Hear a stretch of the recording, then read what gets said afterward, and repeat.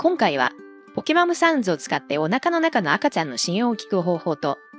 動画として保存する手順をご紹介します。まずはポケマムサウンズとスマートフォンを Wi-Fi で接続します。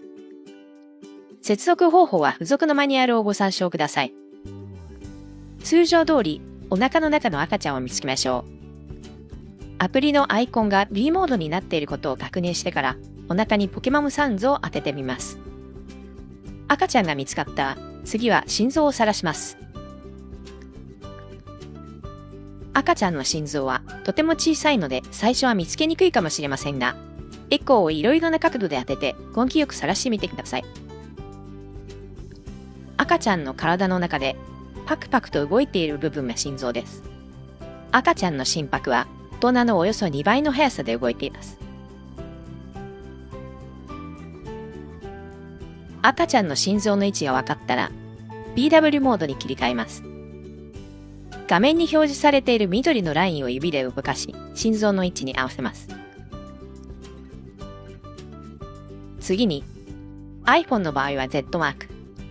Android の場合はイコールのマークが心臓の中心に重なるよう調整します。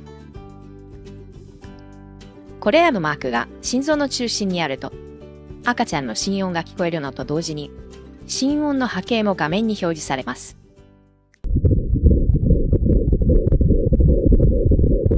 このように元気な心音を聞き、波形を見ることができます。なお、心音を聞く PW モードでは、エコーもライブ動画は止まり、心音の波形と静止画像のみとなります。途中で心音が聞こえにくくなったときは、赤ちゃんが動いて心臓の位置が変わった可能性があります。その場合は、緑のラインや Z マークをタッチして映像を動画表示にしながら心臓の位置を確認し、中心に合わせるように調整してみてください。赤ちゃんの心臓はとても小さいため、見つけるまでに少し時間がかかることがあります。ゆっくり焦らず、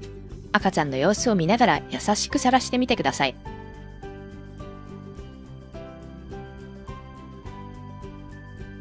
続いて、心音と波形を保存する方法です。iPhone では画面収録、Android では画面録画、またはスクリーンレコード機能を使います。スマホの画面右上から下にスワイプし、コントロールセンター、Android の場合はクイック設定を開きます。次に、コントロールセンター、またはクイック設定の画面収録、画面録画、スクリーンレコードのいずれかをタップし、録画を開始します。パート1、パート2で紹介した手順で心音を確認します。フリーズボタンをタップし、アプリの画面を停止した後、画面収録の停止ボタンをタップし、録画を停止します。これで赤ちゃんの心音とその波形画像がスマートフォンの写真フォルダに保存されます。